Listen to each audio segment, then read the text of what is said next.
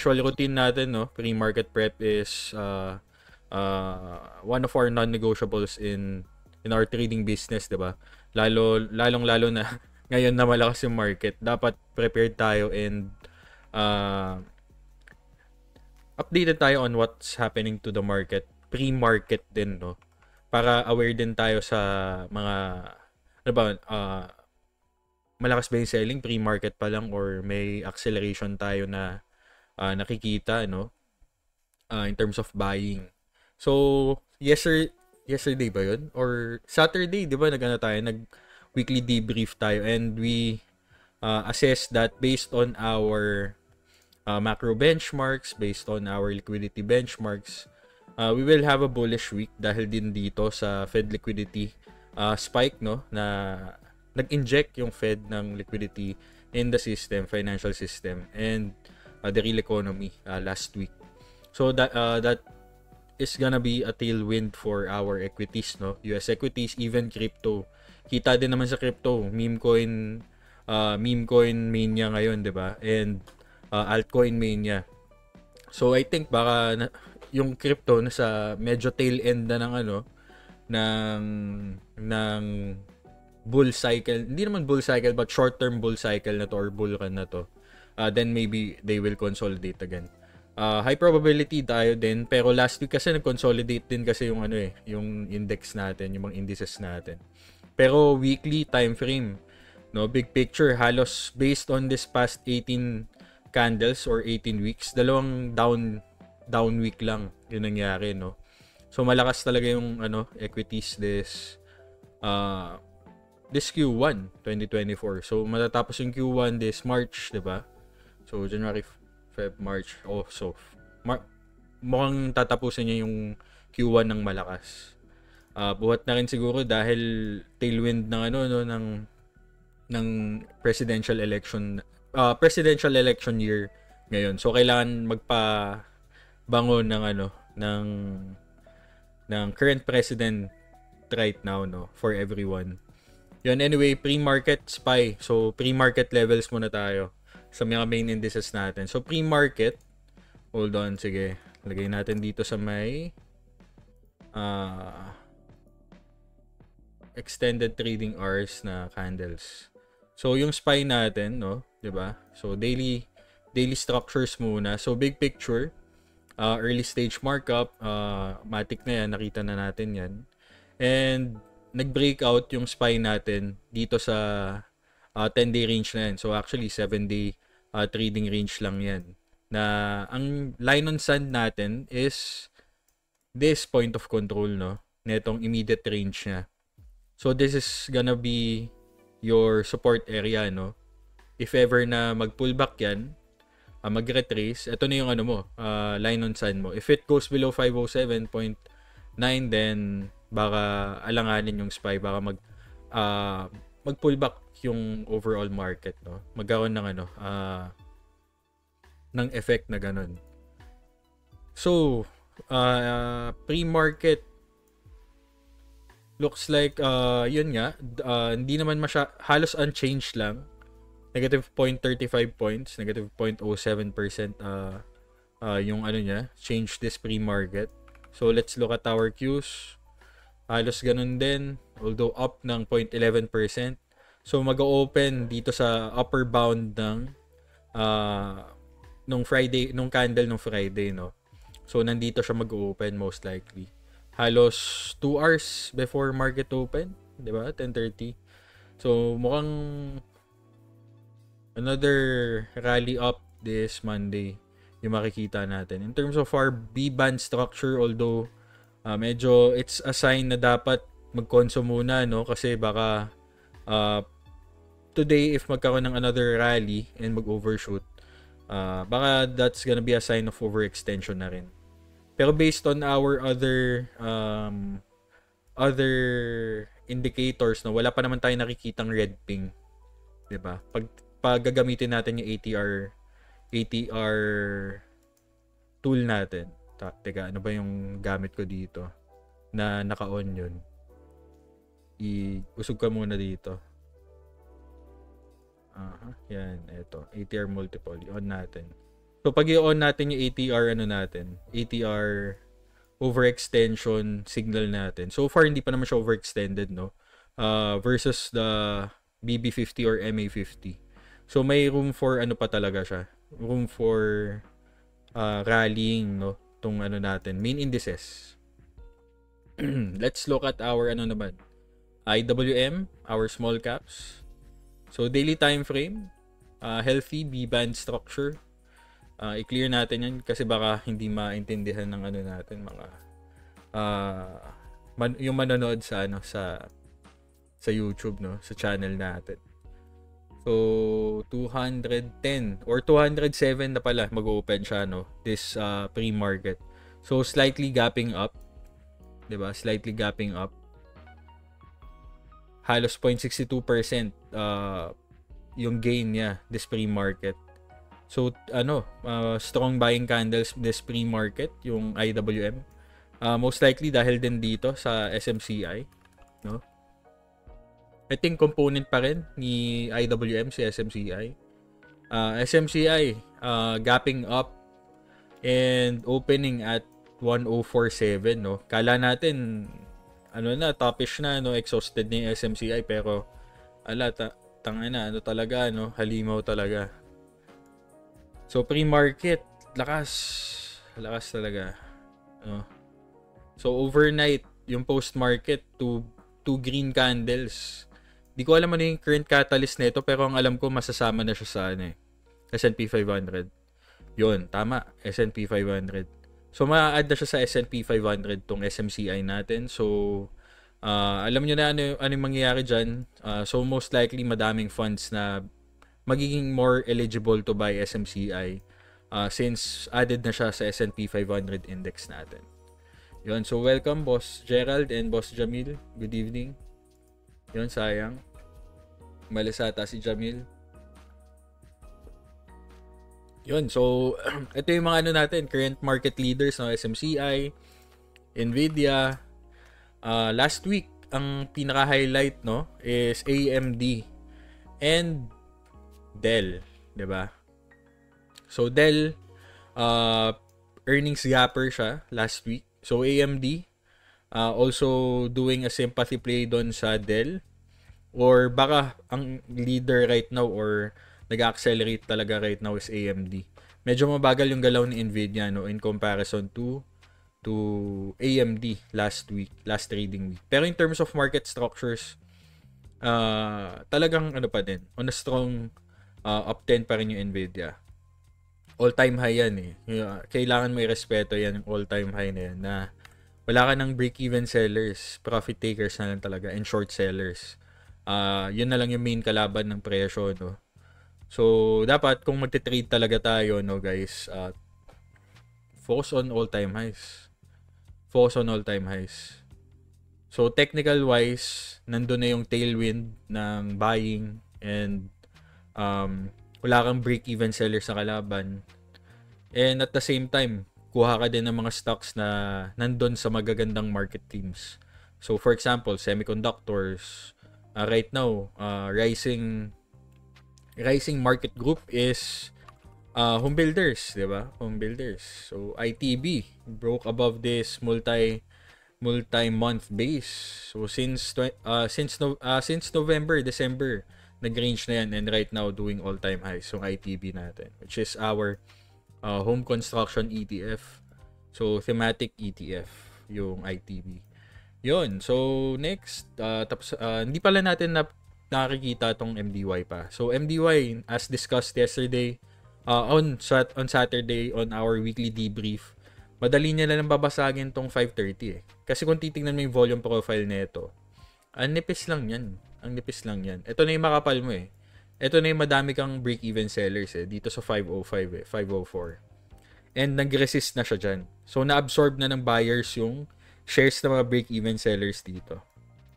And we're on blue skies territory na, no? Most likely for MDY. Papunta ka na din doon sa state of wala ka na masyadong break-even sellers. Mga profit takers na lang. So, yun na yung mga next key levels na titignan mo dapat. So, in terms of basis, so for our MDY, 'Diba? Kung titignan mo lang yan, yung base na yan, and i-measure natin yung targets natin, our next targets for our MDY is at 550, 542 or 543 na lang. No? So right now, gapping up around 0.69% yung MDY natin. So hanapin natin yung next resistance area for our MDY. So ito yung naging multi-year base niya, 'di ba? So ito yung acting as our accumulation structure. Pwede rin actually i-take consider natin yung buong base, pero tingin ko mas significant if eto muna, no? Since we're being conservative on our target. So in terms of our accumulation base targets, Wyckofian targets, 1618 is at 560. Next is at 600 sarado, no? 600 sarado. So ano siya? Round number din, century level na round number. So that's our most likely our year-end targets, or maybe kahit Q2 targets, no? If the market continues to rally on Q2, no? Medyo high probability 'yon. Q3 diyan papasok yung election campaign period, no? So doon magkakaroon ng mga uncertainties. Baka ang main market theme naman nun, or main market narrative for Q3, as discussed dun sa market outlook natin, 'di ba? Last year, baka doon magkaroon ng market uncertainty nga, and yun na yung maging main narrative na undecided sino yung maging presidente. So uncertainty breeds, alam mo na, most likely selling. High probability na magkaroon ng selling or sell-off or basing muna, no? Then Q4, if maganda yung kalabasan, then ayun, lalabas na. Then on and if maganda yung kakalabasan sa presidential election on Q4, then alam na natin na ano kasunod nun. Lalong-lalo na if mag-start na talaga ng rate cut cycle, tapos we see our Fed liquidity turning upward pa din, and hopefully break this 6.8 trillion level, even 7 trillion level. If we create new highs in terms of our liquidity benchmark, baka yun, multi-year rally for equities, no? So we shall see. Anyway, medyo nalayo na naman tayo, sorry. Pa-jump kasi tayo ng mga thoughts eh. Pero let's look at our, saan na ba yun? Yung market dashboard natin. Let's look at our market dashboard. Wait lang lagay ko lang yung password.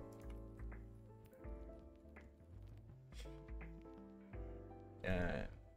Balik ko siya dito. And then kita naman. So key events for this trading week, no? So Tuesday, ISM services, other Fed speaks by Michael Barr, ADP employment, hindi naman masyado, wholesale inventory, hindi masyadong significant. On Wednesday, ang significant is yung job openings, and I think Jerome Powell will do a talk, no, on Wednesday. So expect volatility on Wednesday, March 6. Maybe tomorrow pa lang may experience na tayong onting risk off from the market. Pero high probability kasi na magbigay siya ng dovish remarks based on what we saw last trading week, no, dito sa mga nirelease na economic data. So last week, previous week, significant news. So last week, meron tayong downward revision on GDP. So 3.2% versus the consensus of 3.3%. So that's kind of dovish. Same with our core PCE, still in line with the expectations na 0.4%. Personal income rose around 1% versus the consensus of 0.4%.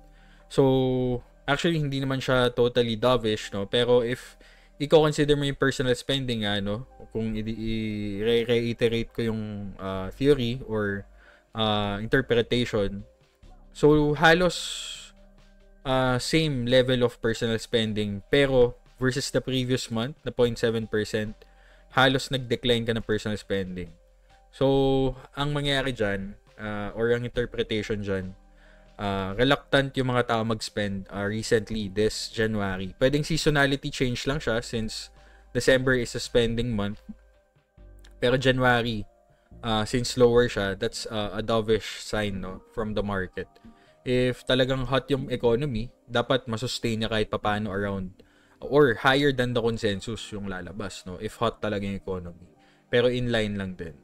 Another dovish na data na na-release last week is the ISM Manufacturing PMI, in which lower than consensus na versus the actual na 47.8. Diba? So, meron kang slowing down of the economy. Yun yung isa sa mga main signals ng manufacturing PMI natin. Same with the durable goods orders, no? Although wala nang masyado naging reaction yung market dyan kasi halos na sa tier 2 market data lang siya. Pero itong ISM Manufacturing PMI is quite a strong signal that the economy is quite slowing down, no? Actually, this week, meron din.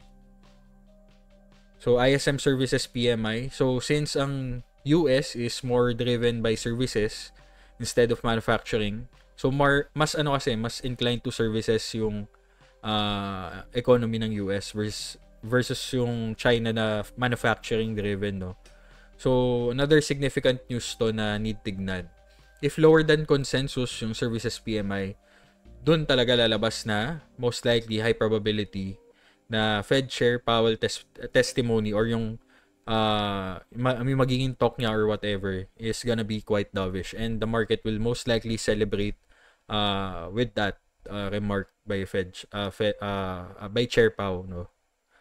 So JOLTS, job openings this week, yan yung mga risk events natin, 'di ba? So pre-market prep, also considering of our our risk events na upcoming. So today, Monday, no risk event. Maybe a follow-through lang ng optimism last week. So if you're a day trader, momentum trader, take advantage of this follow-through optimism, no, this Monday. So pwede ka mag-trade ng TQQQ. Most likely high probability madadone yung order mo at again since meron kang momentum on the upside. So go long if ganun. Yun yung magiging bias mo if you're trading an open range breakout setup for the TQQQ. If you're swing trading, watch your take profit areas. Pwedeng benta ka na if we see a strong momentum today. Most likely may follow through talaga to, no? Lalong-lalo na nakikita natin tong SMCI nag-accelerate. Sana ba yan? Balik tayo dito. SMCI. So if magkaroon yan ng big candle ulit, mga tipong 20%, 30% up ulit yan, baka dun euphoria level na yung mangyari sa market natin. Anyway, so let's look at so tapos na tayo dun sa main indices, no? Looks like yun nga, may follow through momentum, slightly unchanged yung main indices natin. Dito sa global dashboard natin, no? Hindi na natin tinignan yung other key events natin. IPO calendar, meron tayong mga IPOs this week, 4, no? Pero lang, lumalabas na micro cap lang sila. So nothing significant. For earnings, for our earnings calendar, no? Ito ang mga lumabas. So medyo umuunti na yung earnings releases natin right now, no? So let's look at significant earnings releases. So GitLab, no? One of the strong software names din, no? This trading year and on 2023. Sana ba yung GitLab? So maganda rin yung structure niya right now, no? Parang nagpo-pull back and then transitioning to an early phase early stage markup, no? Yung GitLab natin. So last time na trade natin yan, although tapos na tayo sa trade na yan, no? So right now gapping up pre-market 3.33%. Most likely pricing in this earnings tomorrow, no? We shall see, pero don't trade this earnings. Don't trade the earnings muna. Antay tayo ng magandang earnings reaction ng market. Then you trade the post-earnings drift. Yun yung strategy for GitLab. If you like the structure of GitLab. Next target, no? More of discount stores related name. Retail or broadline retail name. Tong target natin. Tong target, Corp. TGT. Tuesday, tomorrow, ang earnings release niya. NIO for auto manufacturers, the March 5. Performance year to date, OLAT, so nothing to look at NIO. Tignan natin yung market structure niya. So, medyo pass din dito unless you're betting for a mean reversion. Other significant earnings this week. CrowdStrike, 77B, yung market cap niya. I think one of the leaders din tong CrowdStrike. So, at an all-time high level, freshly broke out of this 2-year range. And right now, retesting etong natin. So, tignan natin to. Ayan. Bakatan natin yan. So, ito yung next line on sand natin. Let's look at our moving averages. So, above MA20, yung open niya or yung pre-market open. So this is a possible post-earnings drift play. Post-earnings drift play. So far pre-earnings swing play nag-take effect na, tapos na yung play na yon. Although mahirap laruin tong pre-earnings swing play na yan Yung nag-pull back to MA50, laking gap down laking gap down. So yung CrowdStrike is etong gap down ng CrowdStrike is a sympathy move dun sa PanW earnings. Kasi I think cybersecurity related name din ng CrowdStrike Holdings. Double check natin Kaya din siya nagkaroon ng sympathy move. Overview, cybersec tama. So we shall see this earnings this kailan ba to? March 5. So far, parang wag muna natin to i-run through, matatagalan tayo, parang nag-create na rin tayo ng weekly debrief, Pero in prep for a possible risk event, overall, wala naman masyado. Avgo na yung pinaka natin. Baka maging risk event na earnings related, So 656 billion yung market cap niya. One of the heavyweights din in the semicon sector, tong Broadcom, tong Avgo. So yung Avgo all-time high yan. Ganda ng breakout na ito, Ganda ng breakout na yan. So naiwan na tayo dyan dahil medyo heavily deployed na rin tayo in our portfolio. Ayoko nang gamitin muna yung margin. Gusto ko muna magkaroon ng magandang rotation, mga dalawang rotation, saka ako magiging eligible to trade with margin. Isa yun sa mga rule. Yung margin kasi is earned, yung excess liquidity. Earned yan, not to be abused yung margin na yan. Mahirap kasi ba mamaya overexposed ka and then magpo-pullback bigla yung market, and then magsusunod-sunod yung yung pagbalik ng profits, may mga open risk ka na ma-realize. So yun yung mga issues na binabantayan mo, So pre-market, ito yung natin, positions natin. Hood pa din yung pinakamalaking position ko. So in prep for this trading week, maybe baka matapos yung position on Wednesday if makakita tayo ng risk of pullback tomorrow. Bale, trail stop mode na lang ako on Hood. Trail stop mode. So, Ball, gumagalaw din. Sherwin-Williams also materializing. AMD, medyo under-deployed ako or underexposed with AMD. Pag natapos na yung Sherwin-Williams, then I'm gonna rotate back to AMD. So far, AMD kasi mahirap pang pasukan for me. Hindi pa ako makapag-add ng position. Wala pa akong clear setup on the lower time frame. So, ang entry ko kasi with AMD is on the 30-minute time frame. So, doon lang ako maghahanap ng setup. Yun yung strict MTA rules natin, di ba?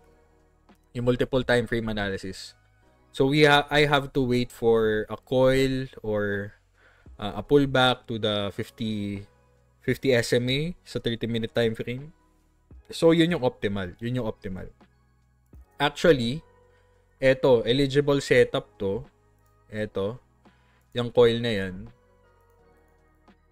Although, hindi pa ako makahanap ng magandang opportunity to sell dito Sherwin-Williams eh. Baka ito kasi yung i-rotate ko. So, nasa targets na rin siya, 336, no? Target price. So, maybe later, yun yung rotation ko. At the open, mamayang 10:30.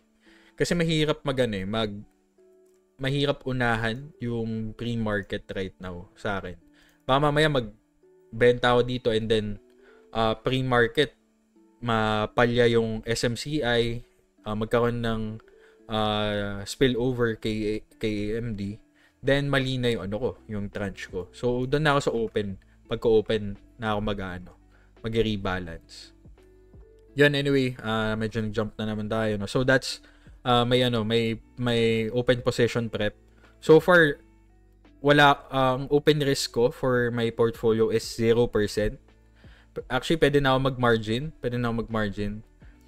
Pero kailangan ko muna magbenta with Sherwin-Williams bago ako gumamit ng margin. So, yun yung plan ko. Yun yung views ko and strategy ko, plan of attack ko on my portfolio right now. So, okay. Next, tignan natin yung stock heat map.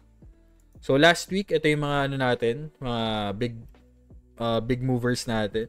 So, in terms of value traded, itong volume times price on the weekly, performance weekly, ito yung natin.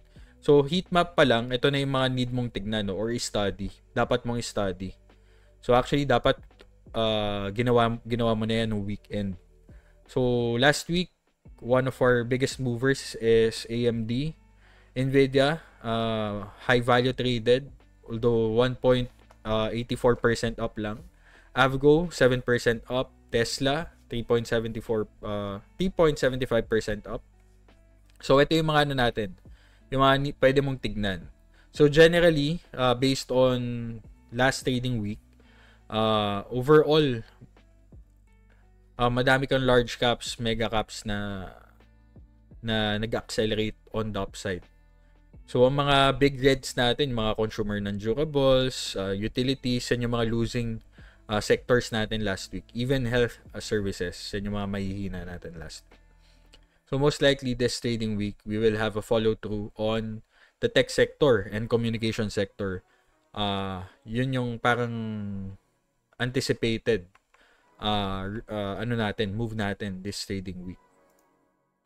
Okay, so that's our weekly heat map. Ito naman, pre-market heat map. So Nvidia, 2.21% up this pre-market.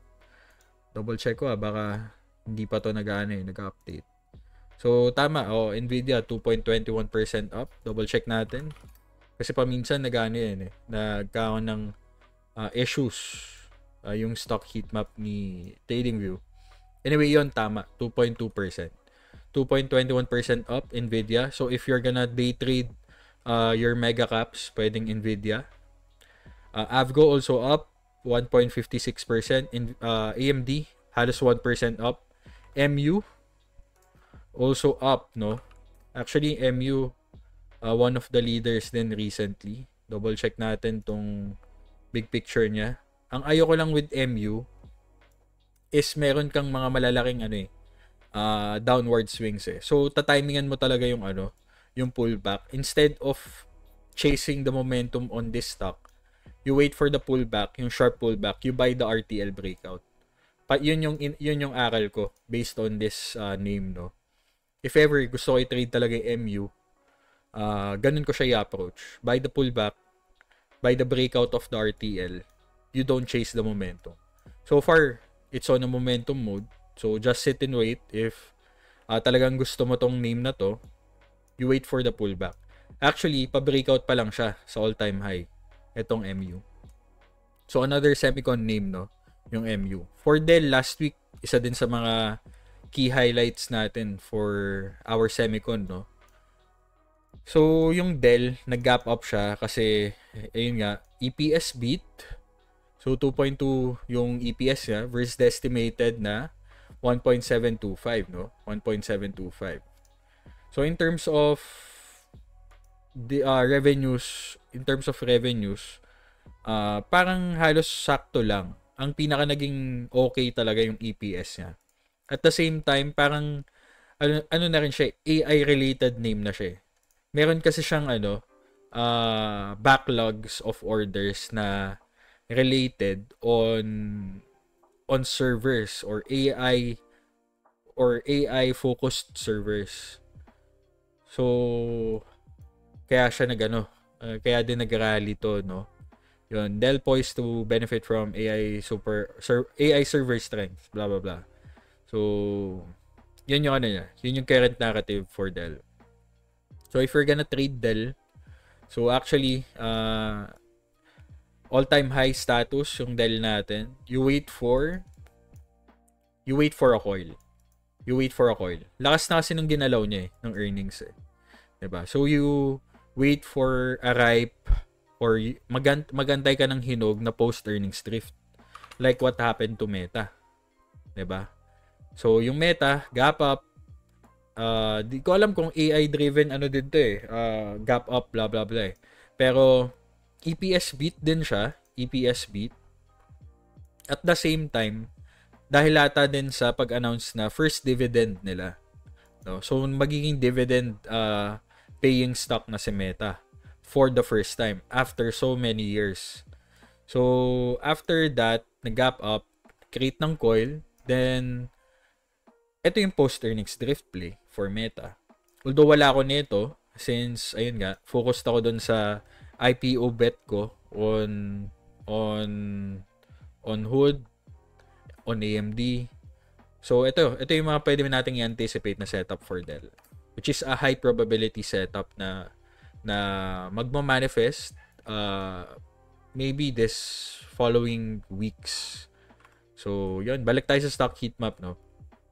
Anyway, what I'm expecting based on our heat map, this pre-market session, usually ginagawa ko, nilalagay ko yung heat multiplier to 0.5% or 0.5x para makita ko, a sea of red ba or a sea of green? So actually, halos pare-parehas lang. Sana ba yun? Ba't ako nawala? Yan, so sa all. So halos equal lang, no?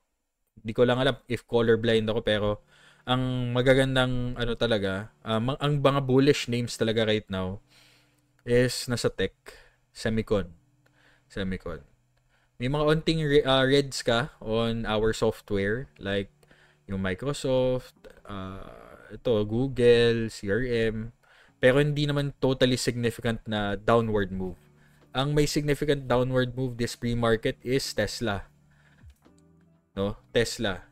Lilly, this pre-market 1.65%. So actually Lilly is one of the market leaders din, no, sa health sector natin. So maganda rin yung setup niya na nag-emerge right now, no. So this is a tradable setup if you're a momentum trader. So you can treat this as a box setup. So pre-market 795. Nasa sayo na yan if i-chase mo yan. Pwede mong ilagay na stops is at 763. High probability target mo is at pero pabangga ka na kasi sa 800 eh. Yung etong name na to eh. So hindi mo masasabi if mag-breakout yan, high probability i-retest na din yung 800 eh. So antay ka muna ng breakout. Kung ako trip ko talaga tong name na to. Antayin ko yung breakout ng 800, which is a century mark na round number area. Then I wait for a retest sa 800. So yun yung views ko for Lilly. Pero overall, since it's on a strong uptrend, it's on a markup phase na hindi mo alam kung saan patungo talaga. So far, mahirap hanapan ng target yung Lily. Mahirap hanapan ng target. Pwede nating i-incorporate yung Wyckoff targets natin. So, ito yung most recent base. Actually, breakout na siya sa sa target price sa 750 'Diba? So, nasaan na yung next area mo na hahanapin as resistance. Pwedeng sa 1K na, pwedeng sa 900. So, yun yung magiging next targets mo. Yung mga century marks na. So far, that's Lily, no? So, pre-market moving. One of our movers this pre-market. So, let's look at the market breadth, no? This pre-market session. So, ang ginagawa ko ay use this breadth, market breadth screener. Pre-market change, ilagay mo yan dyan. Only take consider of small caps and above. Huwag mo na masyadong pansinin yung micro caps. So, titignan mo lang gaano kadami yung up this pre-market. So, 843 symbols this pre-market session.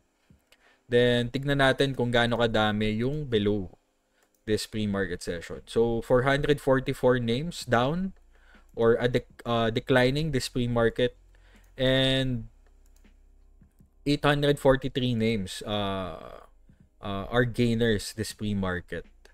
So, halos 2:1 yung ratio mo in terms of your gainer versus loser. So, meron kang may dalawang advancer, may dalawang gainer, may isa kang decliner. So, ang pinaka-indication nun is we have a pre-market, a bullish pre-market session na in turn, high probability, we will also have a high probability bull or a bullish first half of this trading session. Tignan natin if masustain yan hanggang alas 2 ng madaling araw.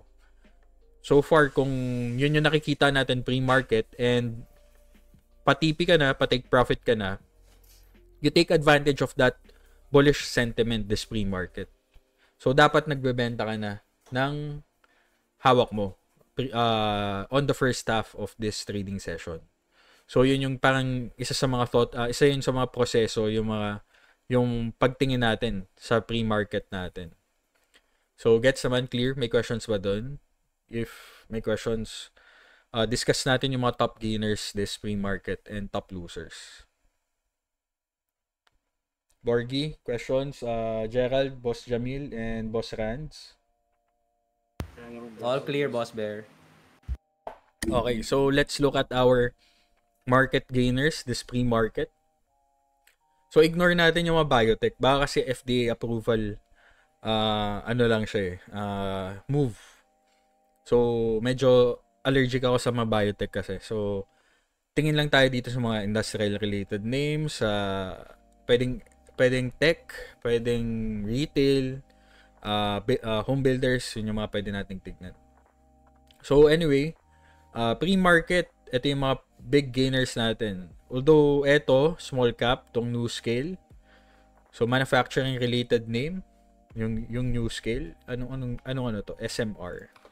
Tignan natin yan. Baka earnings din to. Excuse.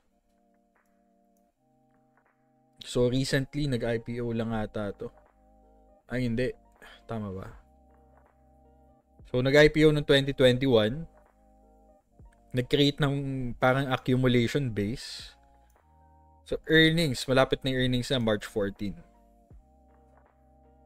So, small caps, no? So, nothing to look muna dito sa SMR since small cap. Baka, yung pre-market move niya is just something na hindi mo masyadong dapat pansinin. So, pre-market volume. Saan na ba yung pre-market volume natin? Pre-market. Yan. Tignan natin yung pre-market volume. Move natin dito.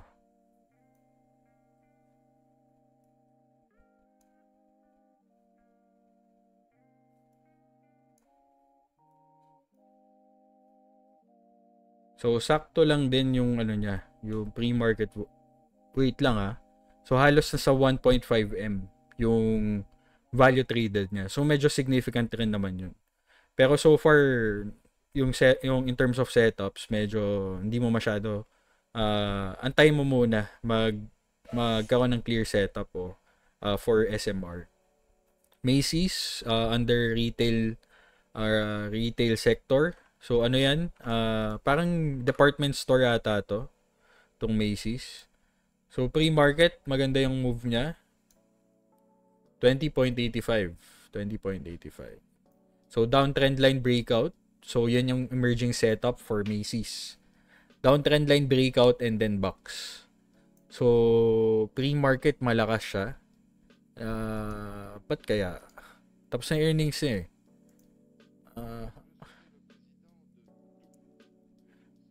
takeover proposal. Okay, 24 per share. So, ano siya? Acquisition play. Although, hindi ko pa nadidig deep yung news, no? Pero, that's the main idea of the catalyst ng pre-market move ni Macy's. So, next, for our top gainers, medyo interesting to, SE. Ito yung Shopee yata, no? Tama ba? Tama ba, Borg? Yep.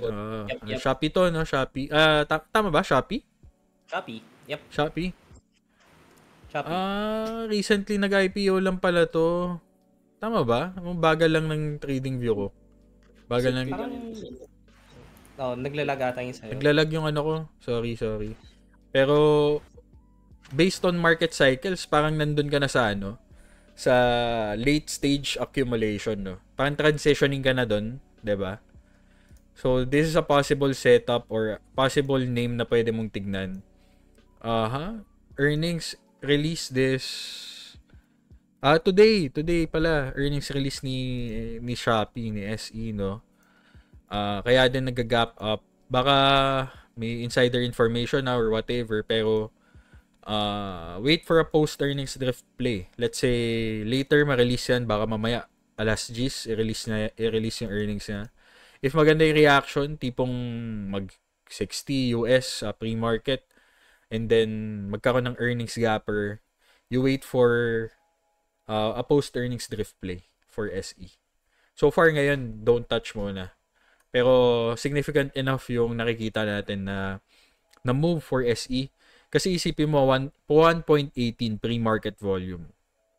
51 USD yung name niya. Halos 50 million US yung dumaloy sa kanya. Pre-market pa lang although market cap niya is medyo malaki din naman, 28 billion. Nasa, papunta na siyang large cap actually, yung Shopee.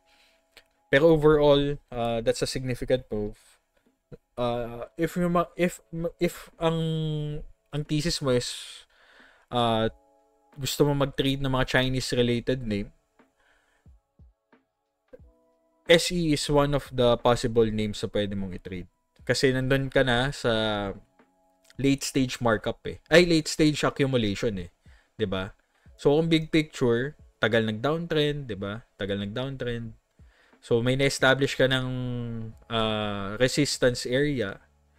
Nag-break below dyan. So actually hindi naman siya yung typical na Wyckoff spring na gusto natin, yung ideal Wyckoff spring. Pero it's closing the gap. Etong gap na yan, yung gap area natin for SE. So once na ma-close yung gap na yan, that's gonna be a good sign, no, in terms of price action yung SE natin. Although medyo magiging early ka pa, baka if ever man ang iti-trade mo yung swing lang papuntang RTL. Pero if positioning yung gusto mo for SE, tipong long term yung views, long term bullish ka on online retail, long term bullish ka din sa Chinese names since they're stimulative or under a stimulative cycle, quantitative easing. So pwedeng maapektuhan yung SE, 'di ba? One of the tailwinds 'yon, yung aspect na 'yon or yung information na 'yon. Then this is a possible position play, yung SE natin. So, although medyo lumalayo na tayo, no, pero, yun, isa yun sa mga names na nakikita natin, pre-market. So, China name. Tama ba? China or Hong Kong ba yung Shopee? China, no? Shopee. China. Okay. So, SMCI, yan. Na-discuss na natin yan.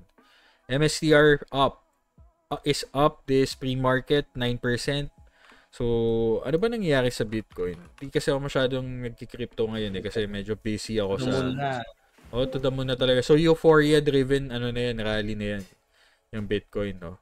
So, turbulence zone is at 68K, 69K. So, expect some selling dyan sa 70K area. So, ano yan? Another round number area, 70K, no? So, millennia naman siya na round number. So, that's BTC. Kaya din talaga nag-rally yung MSTR and our other Bitcoin names like Mara. Ito wala dito, no? Wala dito. Pero sure yan. Mara, up this pre-market if your MSTR is up. Halos sabayan yan eh. So, 4.59% up this pre-market. So, actually, in terms of market structure, parang mas gusto ko tong Mara, no? Kasi, andun ka na sa pa-transition pa lang siya to an early stage, pa-transition na siya to a markup phase. 'Di ba? Although may rejection ka dyan, 'di ba? May rejection ka dito. Once na ma-invalidate yung rejection na yan, yung bull trap na yan, mas bullish signal siya actually.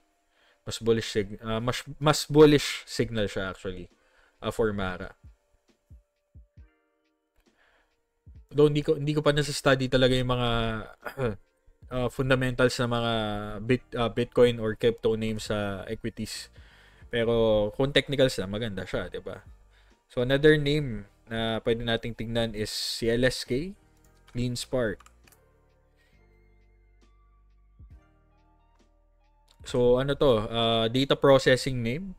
Baka maging AI maging AI name din, no? Di natin alam, pero in terms of market structure, nag-breakout siya sa RTL, nag-pull back sa anchored VWAP.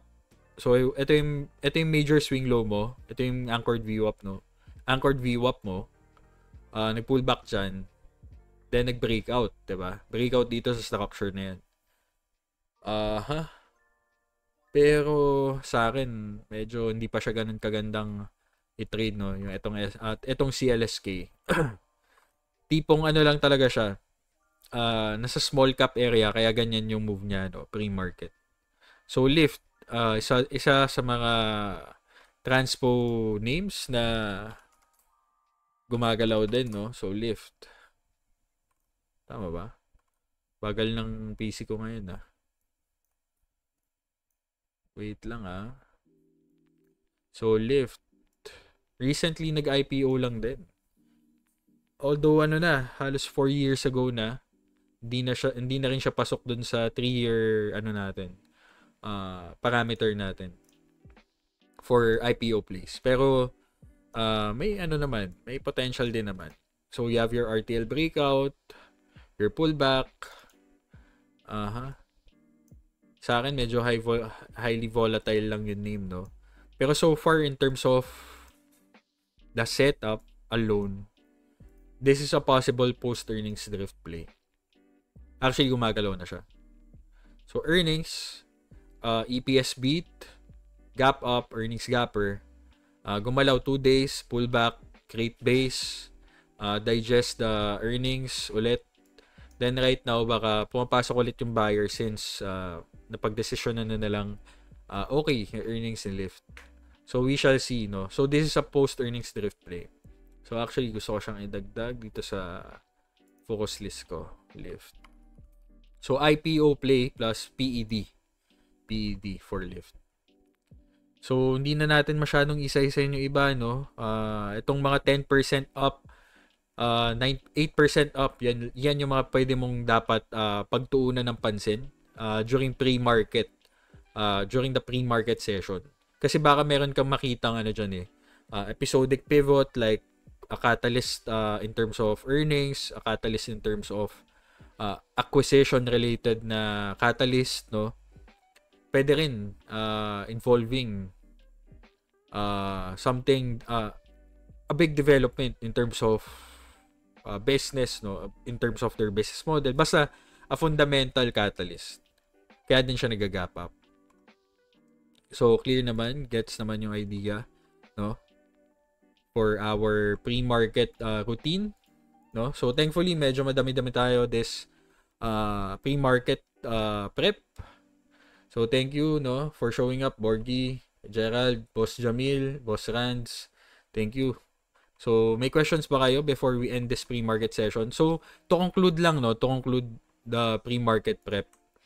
So far, ang nakikita natin is a follow-through momentum till hanggang first half of this trading session. Since yun yung nakikita natin for the pre-market in our main indices in terms of our market breadth. So, hindi na lang natin na-discuss actually yung market groups. Pero, dun sa ano natin, sa weekly prep natin, na-discuss naman natin ano yung mga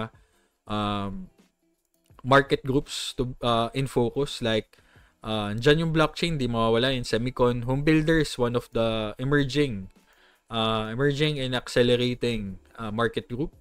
Broadline retail and transportation as well. So, nandyan yung Lyft, Uber, ano pa ba? Other names sa transpo.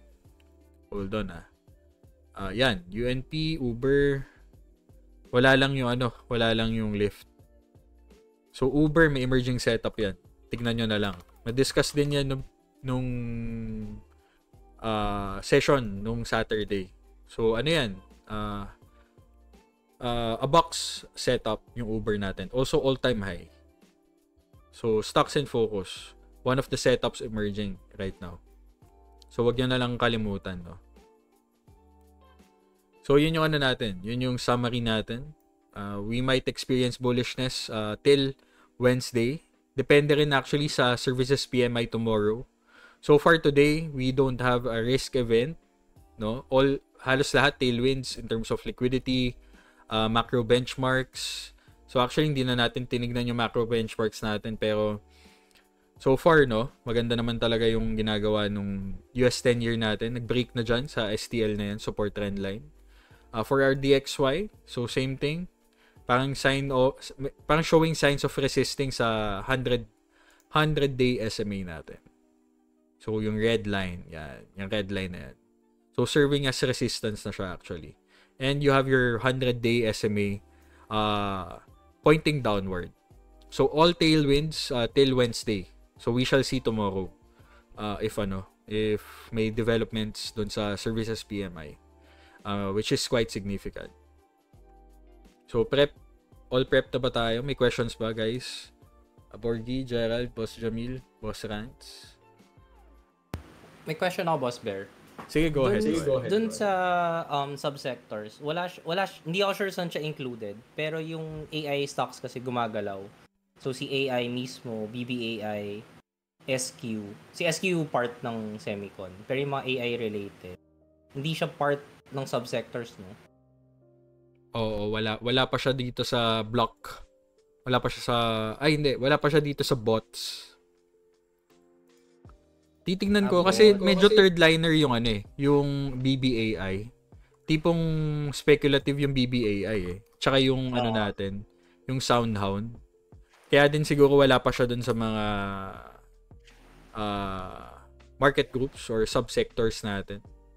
Kasi mga mga tipong super speculative. So far itong natin, itong Soundhound, maganda yung niya, market structure niya. Alam nyo na yan, 'di ba? Early stage markup. Pwede antay tayo ng pullback sa 489. Pwedeng 5 USD if sarado na round number area. You wait for pullback 5 USD. Yun yung antabayanan natin for Soundhound. So actually gusto ko na maglagay ng alert dito. Nalilimutan ko lang kasi may mga stocks in focus ako, stocks in play ako right now. Yun. Any other questions, Porgy? Gerald, All good, Jamil. Boss Bear. Okay, thank you. Nice question. So, all clear na tayo. Boss Gerald, Boss Jamil, Rands. Okay, so... Okay, narinig nyo ba yan? Okay. So, okay, game na tayo ha. Wala kaya tayo sa labas ngayon, boss. Wala. Kasi buong araw na ako nasa labas, halos buong araw na ako naarawan. So, tama na muna. May soundboard ka na ba? Dito lang sa Discord eh. Yan Putik. Yun. So, sa lahat ng manonood na itong pre-market prep natin. So, nice to have everyone here. Sana malaki yung value na nabibigay natin dito sa pre-market prep, no? For the community. Boss Bear, sorry. May tinatanong ata si Gerald. Ay, sige, go ahead. Sorry. Okay. Tanong lang about dito sa IBKR. Pag, yung nabanggit mo yung margin, di ba? Okay lang ba kayo gumamit ng margin kung maliit lang naman yung account size mo? Or meron talagang sa'yo sa BTP role mo, meron kang kailan ka pwede gumamit ng margin? Yun, magandang question yan, no? Boss Gerald, kailan ka ba dapat gumamit ng margin? So, kunyari, naka-margin account ka, tipong less than 20k USD yung account mo. Okay lang naman gumamit ng margin. Huwag ka lang magde-day trade. Kasi mapi-PDT rule ka. Pattern day trading rule. So, yung pattern day trading rule, I think, ang issue dyan, kunwari, nag-buy and sell ka around 3 times in a day, baka ma-flag yung account mo, ma-restrict yung account mo around a week or so. Although, hindi ko pa siya na-experience and hindi ko alam yung total intricacies, pero isa yun sa mga need mong i-take note of. So, if you're gonna use margin, make sure that you're gonna sell it mga around a day or 2 to 3 days after you open that position. So, another thing, kailan ka ba dapat gumamit ng margin? So, syempre, dyan mag-a-apply yung open risk rules natin, di ba? So, kunyari, may open positions ka, lahat at a green, di ba? So, lahat naka-green, green status yung positions mo, tipong let's say $100 yung dollar risk mo per trade. So let's say halos lahat ng names mo na hawak is above $100. So canceled risk na siya, 'di ba? So doon ka na pwedeng create ng new position or mag-establish ng new position using your margin amount, your excess liquidity. So that's the only time na dapat gumamit ka ng margin. Pero pag meron kang open risk na tipong nasa 2%, 1%, depende sa rules mo. Sa akin kasi, let's say may open risk ako na 1%. Kasi conservative ako. Let's say open risk ko, dalawang position ko is at a red with 0.5% risk per position, no? So, halos 1% yung open risk mo sa portfolio mo, 'di ba? And let's say wala na akong cash na available to add on a position. Let's say kunwari, one example, this scenario, no? Gumagalaw yung hood and let's say gusto ko pa mag-add sa hood or sa ball, let's say ganun. And wala na akong masyado available cash for in this portfolio. Let's say yung AMD pati yung LEN is at a red. Tapos tipong 1% yung risk exposed ko. Dapat hindi ka muna magdagdag. Kasi meron ka pang may open risk ka pa eh. May open risk ka pa. So yun yung main idea. So you have to take consider of your open risk and other positions, no. Yun. Bali, yung excess liquidity yan, boss, no? Yan yung yan yung parang extra buying power mo. Okay. Ito pa yung amount na pwede kang gamitin sa trade. Tama. Yung buying power. Itong nakalagay, kasi parang ang laki ng buying power nakalagay, pero hindi naman ganito yung amount ng capital. Naka-base kasi siya sa ano mo current net liquidity mo, yung buying power. Okay. At saka depende rin doon sa status ng open positions mo. Okay. Parang dynamically computed data yung buying power mo if you're gonna include margin. Okay, boss. Sige. Salamat. Thank you. Yun. So, practical mode na tayo, no? Hindi na tayo yung traditional learning, diba? Dito na tayo sa everyday. Ano yan? May last question ako. Sige, go ahead. Para follow up yung dun sa tanong ni Boss Gerard. Para rin din aware lahat. Boss Bear, ano yung margin call? Ayun, margin call. Let's say, gumamit ka ng let's say overexposed ka, gumagamit ka ng margin, no? May maintenance margin ka kasi, tipong 31.2. Let's say dito sa portfolio na to, 31.2k. And let's say, lahat ng positions mo naging red, natalo, tipong umabot na 31.2k na lang yung value ng lahat na yun. Yun, margin call ka. Tipong iwa-wipe niya lahat ng accounts mo. Ay, lahat ng positions mo. Automatically close dun. Although hindi ko pa siya na-experience in this in the US market. Pero that's the idea na if you're using margin and lahat ng hawak mo is nag-red, hindi na meet yung maintenance margin, yun, i-automatically close ni broker lahat ng positions mo. Then, ayun, ubos yung capital mo. Meaning, boss, kung ang negative 31.2k ang down ka, lahat yun maka-close. Tama ba? Hindi. So, di ba itong total market value nila, let's say itong market value ng lahat ng positions, umabot ng 31.2k na lang. So, kunyari, hinold mo yung losses mo sa NIM na yan, and sa lahat ng positions mo, once na ma-trigger yung 31.2k, yun, madadali ka na. Ma-margin call ka na ni IBKR. Yun yung sa equities, Iba pa yung sa futures ata, pati yung sa options. Di ko lang sure, pero yun yung idea.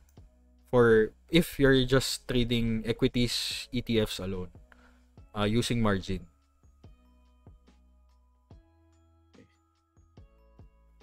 Clear naman. Clear, Boss Bear. Thank you. So, simple lang naman yung approach natin, no? Equities lang, be conservative enough, build your profit buffer. Then, once you create that profit buffer, doon ka maging aggressive. Diba? Doon ka maging aggressive in which you're gonna ride out more winners using that process, no? So, dyan din papasok yung trade management, lessons. Like, kailan ka ba dapat magdagdag sa position, to scale in, when to scale out, when to rotate. So actually depende na yun sa sa persona mo as a trader. Ikaw lang makakahanap nun. Pero makikita nyo naman on how I operate din on this swing trading portfolio. So yun yung main idea. So key learnings before we end this pre-market session. Sige, Boss Borgie. Sa akin yun, pre-market prep at this level is very important. Usually kasi tinitingnan ko lang yung stocks na nasa watchlist, pero hindi ko na tinitingnan yung bigger picture, like 10-year yields, yung USD WTI, mga ganun. Para more of weekly prep ko siya. Pero pag dinily mo pala, mas clear picture pala. Tsaka okay din yung nire-rehearse natin.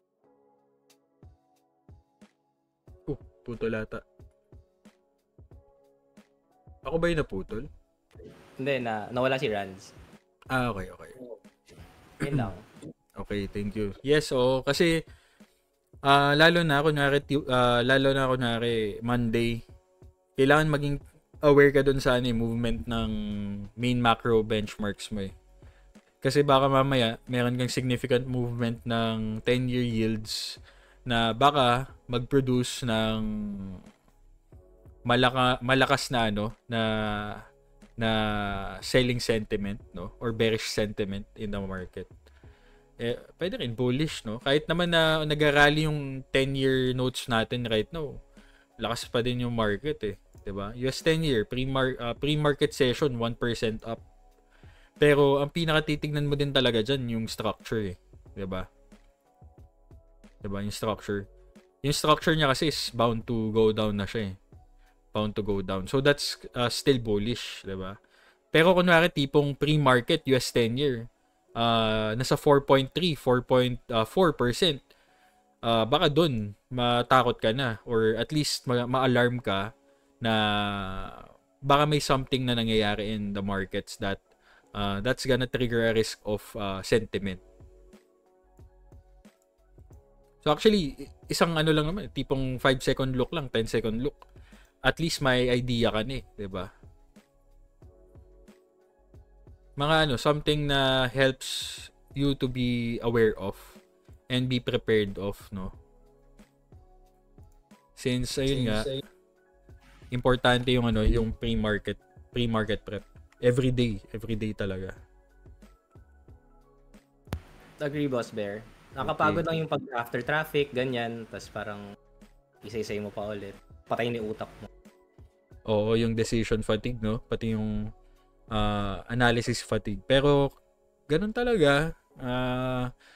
Yung mood kasi natin erratic yan. Kahit ako actually pagod na ako talaga sa totoo lang.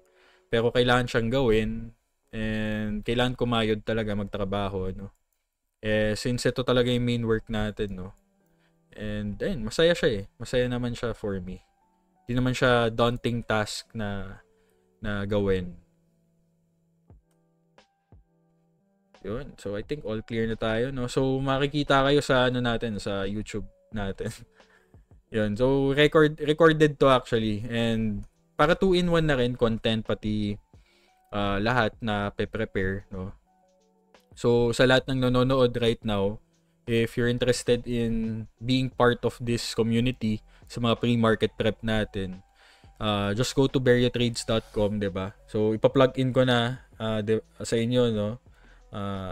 Yung site natin, and ayun, you can join our community. Tingnan nyo na lang paano, or PM nyo ako. So that ends our pre-market prep.